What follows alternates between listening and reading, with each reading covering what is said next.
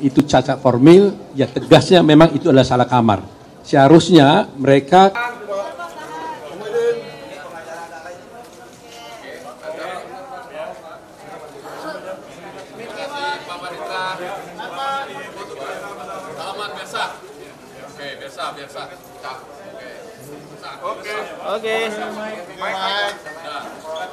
Terima kasih teman-teman semuanya. Terima kasih Pak Hinca, Pak Yusril, Pak Hotman, Pak Oce, Pak Maulana, ya, dan teman-teman yang lain ada di sini, Pak Fahri.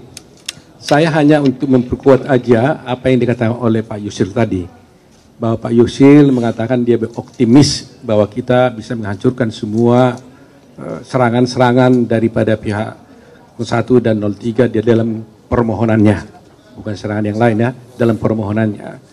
Karena apa? Karena memang secara formal kami melihat bahwa gugatan yang diajukan oleh 01 dan 03 tersebut adalah cacat formil.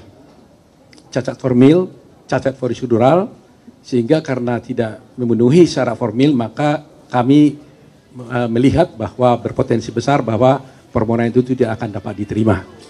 Itu yang paling mendasar. Karena apa? Alasan kami karena bahwa sengketa yang disampaikan sekarang ini sesungguhnya adalah dalil-dalilnya itu mengenai soal proses pelanggaran-pelanggaran di dalam pemilu. Padahal kalau pelanggaran-pelanggaran dalam pemilu itu adalah ranahnya Bawaslu. Yang Bawaslu bisa masuk ke Petun, bisa masuk ke Mahkamah Agung. Sedangkan yang dimasukkan di dalam MK ini, yang ranahnya MK ini adalah merupakan perselisihan tentang hasil pemilu, ya.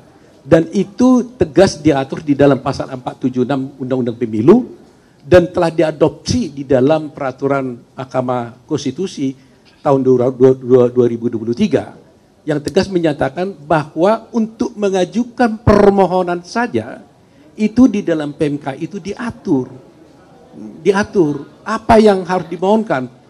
Pokok-pokok permohonan itu jelas diatur di sana adalah harus mengenai tentang perhitungan suara mana yang benar, mana yang tidak benar. Itu saja yang diatur sana. Petitumnya pun haruslah membatalkan tentang keputusan KPU tentang perhitungan suara. Dan yang benar yang mana.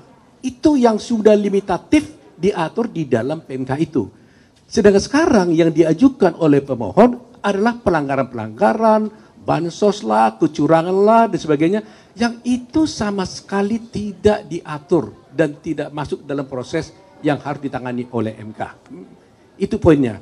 Petitumnya pun mereka mengajukan diskualifikasi, yang sebenarnya itu juga tidak masuk dalam ranah dari MK. Sehingga kalau persoalan bukti mungkin kami yakin betul dari segi bukti pun yang dikatakan dipersoalkan tentang Gibran, dikatakan bahwa tidak memenuhi syarat untuk dicalonkan menjadi wakil presiden, itu juga saya kira sudah gampang dipatahkan karena bagaimanapun Gibran masuk menjadi calon presiden itu jelas adalah telah diputuskan dalam putusan MK yang sudah final and binding.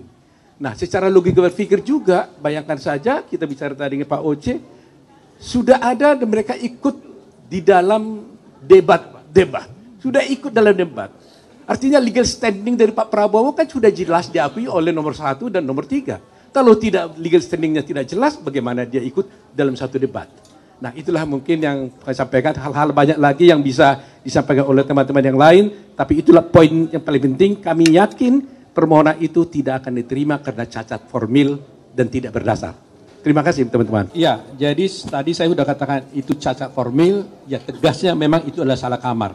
Seharusnya mereka kalau mempersoalkan tentang itu, tentang proses, ya, pelanggaran-pelanggaran, itu kamarnya adalah di Bawaslu, tapi tidak di MK.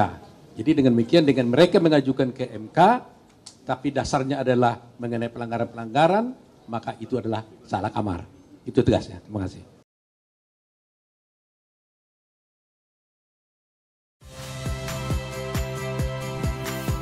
Saya Radi Saputro. Saksikan program-program Kompas TV melalui siaran digital, pay TV dan media streaming lainnya. Kompas TV, independen, terpercaya.